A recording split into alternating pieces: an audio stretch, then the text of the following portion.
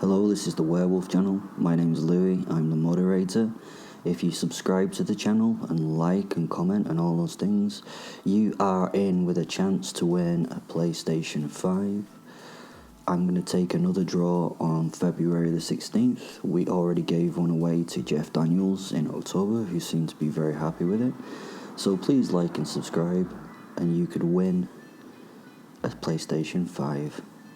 Now, let's carry on with stories of Will, our real werewolf. Well, I'm free. It's taken a while, to be honest, but I'm back again in the free world doing my thing. Belmarsh could not hold me. Yeehaw, motherfuckers! Belmarsh could not hold me. No one can hold this werewolf.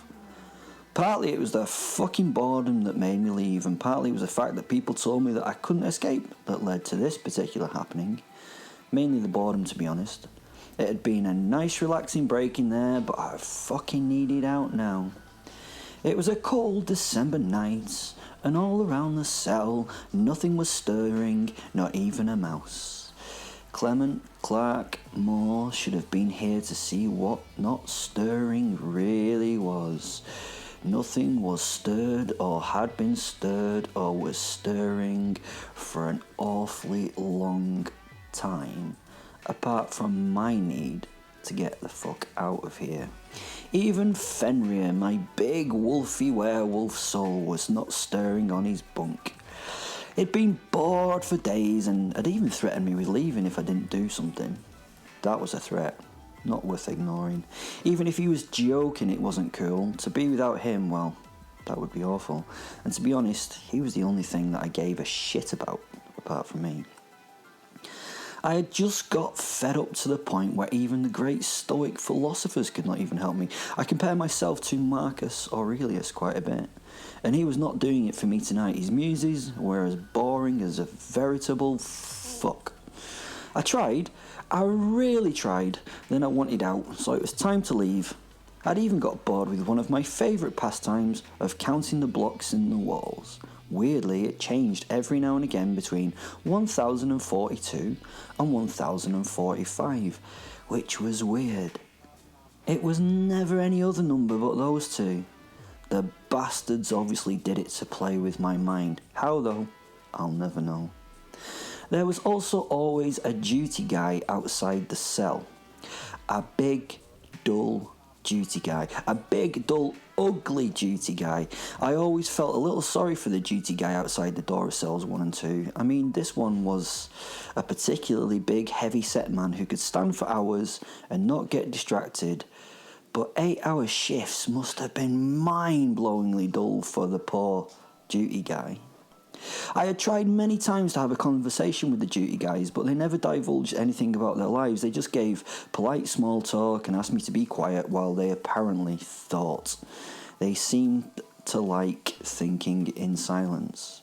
I, with my ADHD, could never imagine staring at the 1970s council building green walls for 8 hours a day.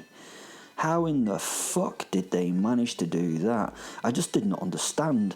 Was there like an anti-ADHD, like the opposite, where you could not do anything but sit and do fuck all? You know, just sit and do nothing? Duty guys were obviously special guys. As I've said, I now had had enough of this prison shit, so I wrapped a knuckle on the food hatch and drew his crew-cutted, fat-gutted attention to me. "What is it, Will? You doing okay?" "I have to tell you, Keith." Keith, obviously the fucking perfect name for a dull fat duty guy. "That I'm leaving, so you need to get out of the way."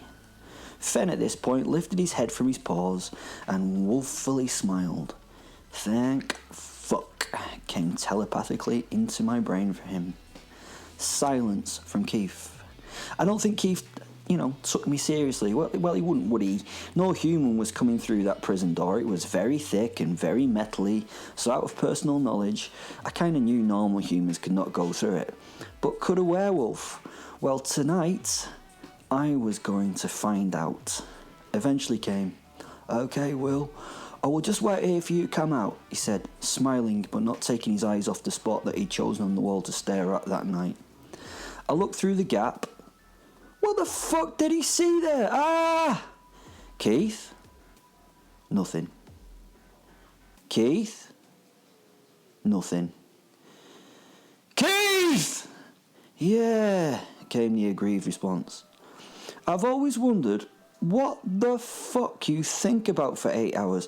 I know you do like 2 hour stints and get a break, but what do you fucking think about? I mean, I read all the Harry Potter books last week and you stared at the wall for all that time. What do you think about? There was a long pause. At first I assumed he was ignoring me, then I realised he was actually thinking deeply about his response. He was taking his time, and that was so fucking annoying. I like fish, he eventually said. I waited for more. But he would not give more. That was it. No explanation, no more. Just, I like fish. What the fuck about fish? How do they taste? Where do they come from? Fucking them, the stocks that are left? What? I tried to keep my composure. Because I really needed to fucking know now. Fish? I asked as patiently as I could. Yeah. I left a long silent pause once more with the desperate hope he would understand to fill it with more words. The pressure was building in me, the switch was going to flick and I was going to go fucking mental. I like tropical fish, Will. They're beautiful and I have to say a very relaxing hobby after the stressful nature of my work. I find them really rewarding. I've got several tanks and I'm considered a bit of an expert at breeding dwarf gouramis, he told me in this calmest Cockney accent. Just fish? I questioned. Another pause. A little too long. A little fucking too long. Yeah, Will, just fish, he replied. Another silence. That was it. I was done. The conversation was over and that was it. Okay, was the only answer I could find in response. I had the feeling he'd been trained to do this kind of thing, to shut up the prisoners, or maybe he just learnt to do it himself. Well, that was everything I needed to know to realise life was too boring here to live. Now seriously, Keith, you have to move or let me out because I am coming out, so you probably don't want to be near the door or near me when I do. It could be very harmful to your future. He laughed a little in return. All right then, Will, it will be good to meet you finally. I waited for more. Fucking nothing. Right, I did warn you, here I come. I now sat in a quiet fury in the cell and began to absorb Fen into myself. As he entered me as a thick fog, I inflated massively and my skin flashed back over my changing body surface. Next sprouted the hair that became a thick black fur pelt. My jaw extended, my wolf head formed and topped a large werewolf body. The joy of it flashed through my system. Once I transformed, I sat for a moment, enjoying the new senses and engaging them to see the world differently. I feel sorry for all those monkeys out there with limited ability to see the world. The room was now littered with colours and smells that before were not available. My breath came easily, and now my wolf soul Fenrir sat with me in the back of my mind, telling me that it was time to go and do other things, time to go kill and murder, to hurt and destroy, for no other reason than it would be fun and joy. I now had to duck my head and hunch in the cell as my height and width exceeded the limits of the cell. I was fucking massive. There was now a gentle tapping on the door, which gave me a pause. A slightly unsure Keith asked if, "Oh, are you alright?" I did not answer in my were form. I just stared at the door, a little confused as what to do next. Through a semi-changed voice box, a cross between a wolf and a man, I roared my anger, and then with some difficulty barked, "Get out of the way, Keith!" I then ran at the door and hit it solidly with my shoulder. The impact winded me, but I had felt the door move slightly in the frame and heard the crunch of concrete and the screech of steel skidding over steel. I could get through this thing. It may take a few shots, but I would be out. I snarled, roared, and prepared for another run. I charged, striking the door once more. This time the reinforced plate on the inside of the door buckled, and one of the hinges in the door frame gave by a few millimetres. Fuck! Now I was proper angry and started to punch the fuck out of the door rhythmically, left and right, dinting and smashing the door. Blood ran from my knuckles as the rage ran from my mouth. With one final smash, I struck the door and stopped. The door squeaked and protested at its treatment, and took a comedically long time to fall into the corridor. Dust entered the room and the air around me and made the world invisible for a few moments. I clambered my way through the wreckage of the new doorway I'd created, my body now massive, struggling to force its way through the hall. I stood on the mess in the corridor and looked up and down the hall, looking for any danger. Once secure, I took a huge inhalation of air in order to get the whole range of my senses into action. I was ready. Fenrir and I stood and roared. The building reverberated at our call to arms. Let's see what would be happening next. Then suddenly, where the fuck is Keith? Keith stood with his back against the wall, his taser held in his right hand and his extendable baton in his left. He sort of held them across his stab jacket and then humorously looked at them and then at me. I think he realised that they would probably, if not definitely, be fucking pointless. I mean, he looked humorously at them, in my opinion. In his opinion, maybe not humorous, maybe blind panic. I now stared in his direction. The fearless, patient man now felt real terror as I raged my fury vocally at him. The silence that followed was deathly and uncomfortable. Now, poor Keith just slumped and slid down the wall to a sitting position. I looked in his direction, snorted, and just decided to leave him. I just decided to stride down the corridor to freedom. He would be able to tell his story to his kids and grandkids in the future. The day he met the beast of Belmarsh and survived that meeting, Keith he'd been okay, so fuck it. No need to murder him. He might write a book and make a fortune, get out of this shitty job, go on talk shows and do lecture tours, buy many more tanks of Gurren armies. I would make his life with this escape. And then, a few more steps away, I stopped and thought, nah, fuck it. I walked back to the prone figure and kicked him in his head so hard it smashed against the wall like a blood and brain-filled egg. He was too boring to live. I'm sorry. I'd saved the world from the genes of a dullard. After this happy thought and pleasurable moment, I turned and made my way into the jail. I would need to find the best path to the outside. The best bit would be the mess I could cause getting there. This would be a great adventure. I was already 1-0 up at the start of the first half. Let the game begin. It had taken me 20 minutes to make my way through the maximum security block. It wasn't going well for the maximum security team in the green and orange kit. It was 23-0 at the moment. My fur was sticky with snot, blood and a mix of other body fluids and stuff. I'd chipped my teeth and damaged my claws, but they would heal in time. Yeah, I know teeth shouldn't heal, but I get a new set on each transformation. So once all the teeth are smashed and broken, I take a quiet moment in a corner to transform to get a new set. Pretty easy to get pretty new teeth. Sorry, got distracted there. Back to the story. Now, the shit had hit the fan because apparently I had been spotted doing my shit. Fancy that. Someone had seen me kill and murder on camera and then eventually reacted to it. A quick reaction team? I think not. I had only the final corridor to clear before I was out, but the response team were at the other end of it. The walls around it were 4 feet thick in concrete and apparently, according to Wikipedia, tank-proof.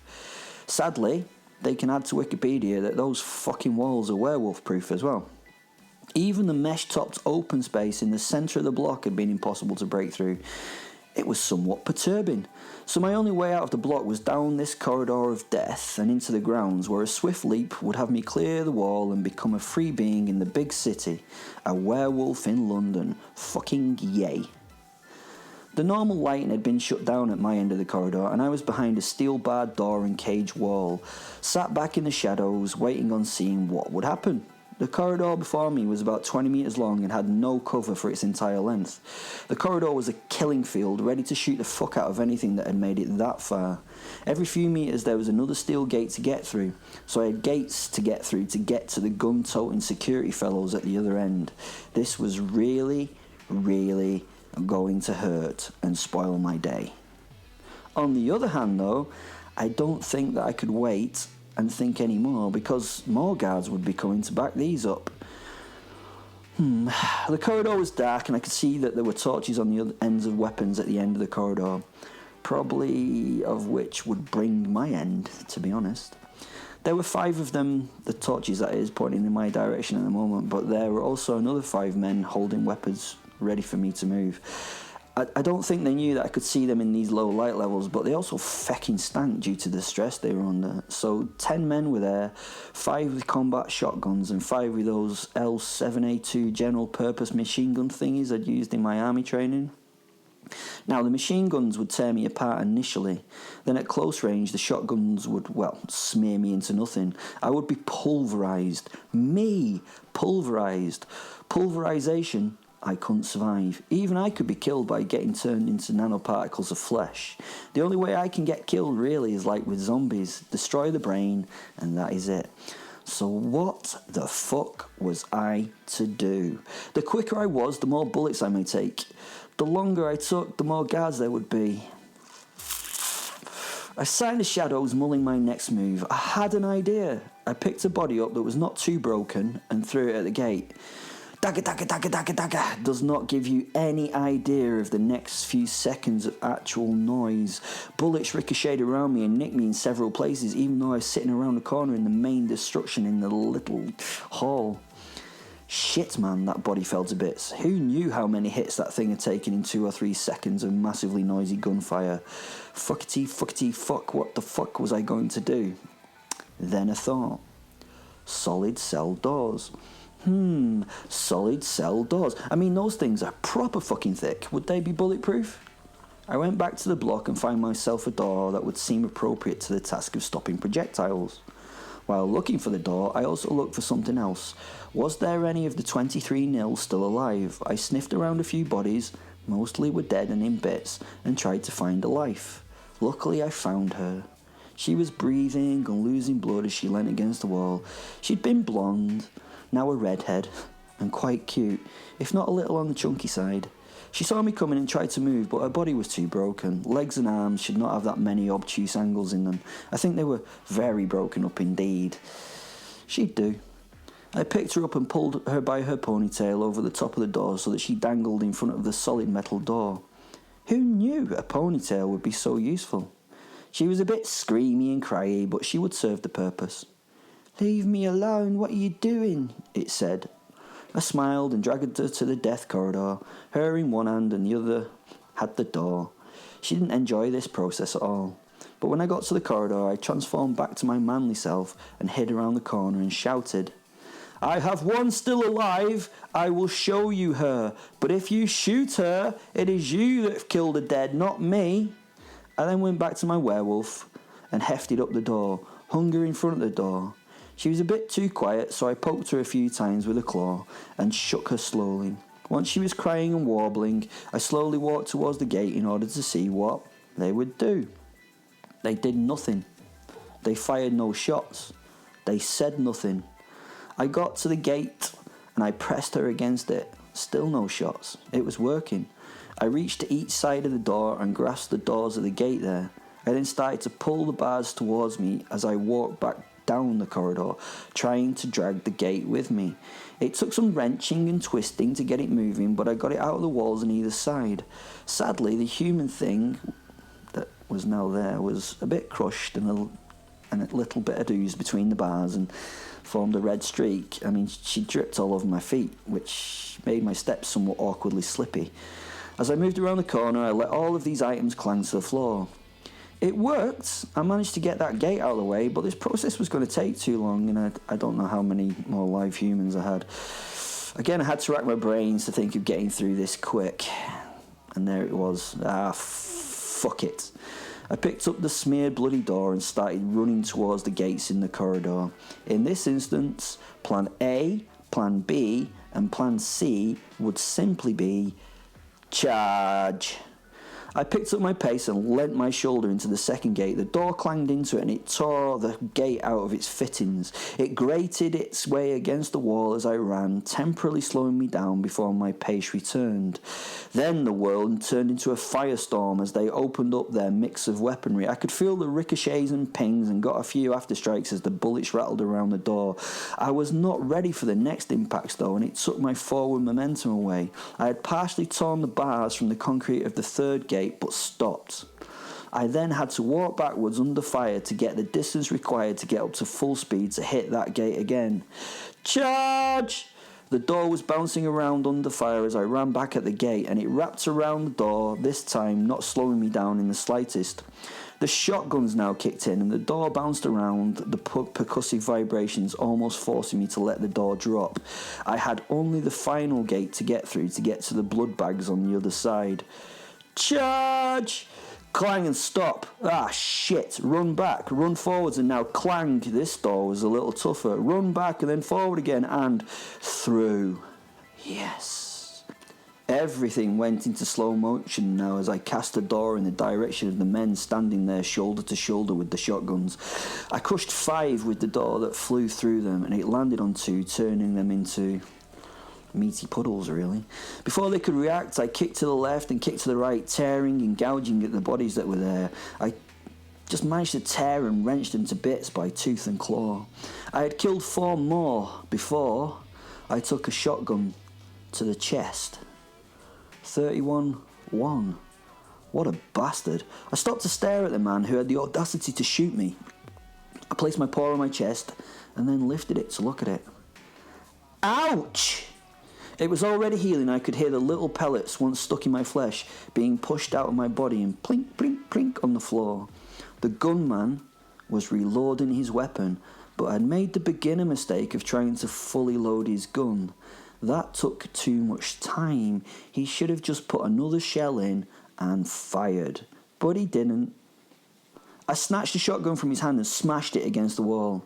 He was the last man standing, and now I had time to teach him the error of his ways. Obviously, he would not survive the lesson, but it would be a short and painful thing. I tore the Met vest from his chest and jabbed my finger into it. The chest, I mean. I touched his heart with a claw and killed him with a simple flick. I watched as the life left his eyes, my finger feeling his heart slow, and then stop. The body then dropped to the ground. I was done. Again, nothing was stirring, not even a mouse. I strutted from the room in front of the cameras and out of the doors of the blocks into the yard. They had left the doors open in their excitement, and I just wandered freely outside. There was a lot of people out there running to the rescue now, but the sight of me stopped the runners and silenced the yells of emergency, even though the sirens were still blaring. I was gone in a flash. I ran across the yard, bursting through the inner wire fence and up over the top of the wall, where I paused and howled my delight into the velvet night. I leapt from the ramparts and was in the city, free. Let the nightmares begin. So far, the score was 34-1. I had better games, but now I had 9 million inhabitants of London before me and a whole lot of rage to get out of my system. The darkness would be filled with death tonight. The night would be a scary time for those monkeys once more. By 7:21 a.m, I was 79-1. A good score. Thanks for listening. If you liked it, please comment and subscribe and press the belly thing and all that stuff. You can win a PlayStation 5, and if you're in London, hopefully I'll see you soon. Bye!